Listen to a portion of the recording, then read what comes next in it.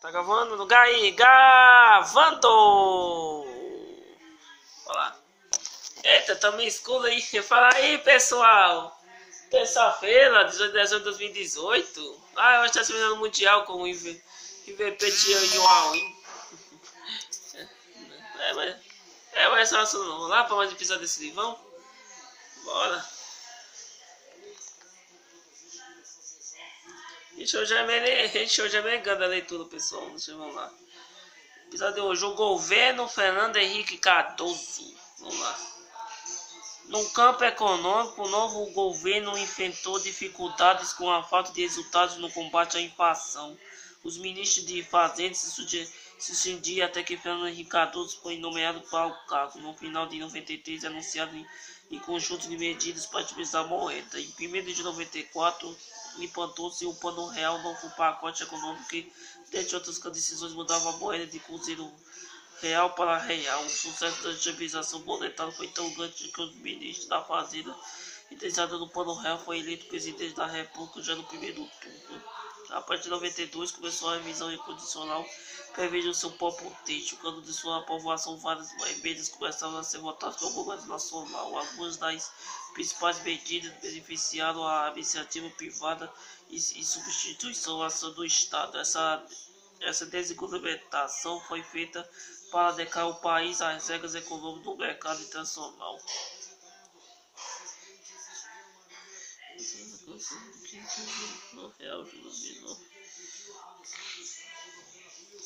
Principalmente do FMI, assim liberou sua navegação costeira e petróleo do Brasil para embarcações estrangeiras.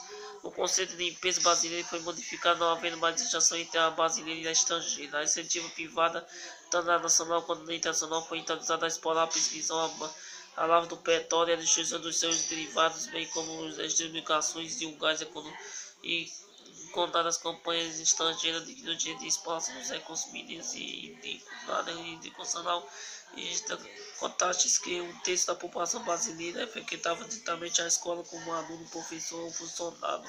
Programas do programa distribuído para reduzir a taxa de analfabetismo, mais cerca de 2/3 dos brasileiros com mais de 15 anos abandonavam a escola sem completar 8 anos de estudo, o mínimo determinado pela Constituição.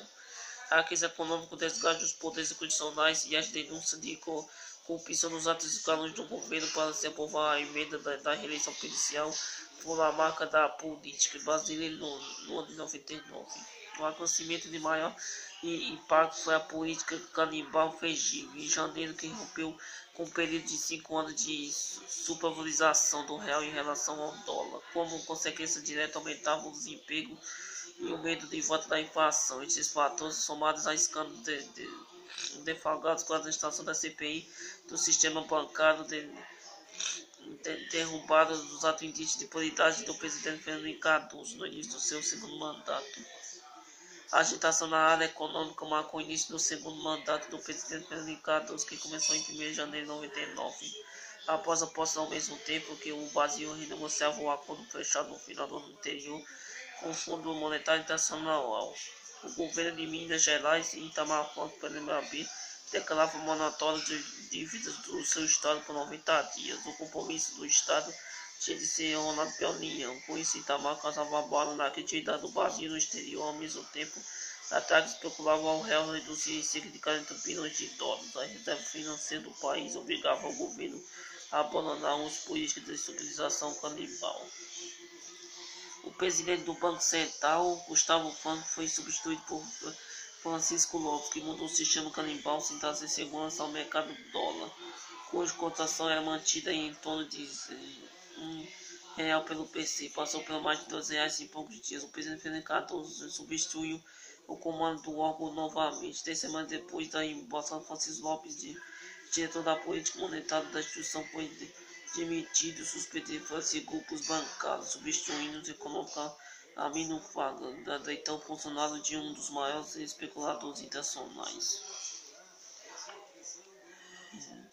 Mesmo com todos esses problemas, o acordo com o FMI foi fechado e o Brasil obteve um empréstimo de 400 bilhões de dólares com a condição de reduzir os gastos públicos, aumentar a arrecadação por meio de impostos e fazer que essas exportações aumentam da tarde de julho, e a Câmara dos Deputados aumento de alíquota da Constituição precisada sobre movimentação financeira de 20% para 30%, mais um assalto ao bolso do brasileiro. Hackers aumentavam, porém, um texto depois da denúncia de que o BC forneceu os bancos macro e fontes citando a época da libertação de Câmara levava a CPI a abrir nova inquérito no sistema bancário. Na mesma época, houve uma greve nacional de caminhoneiros que paralisou a circulação de veículos em quase todo o país, pedindo a revisão de tarifas de pedágio e reajuste de valores no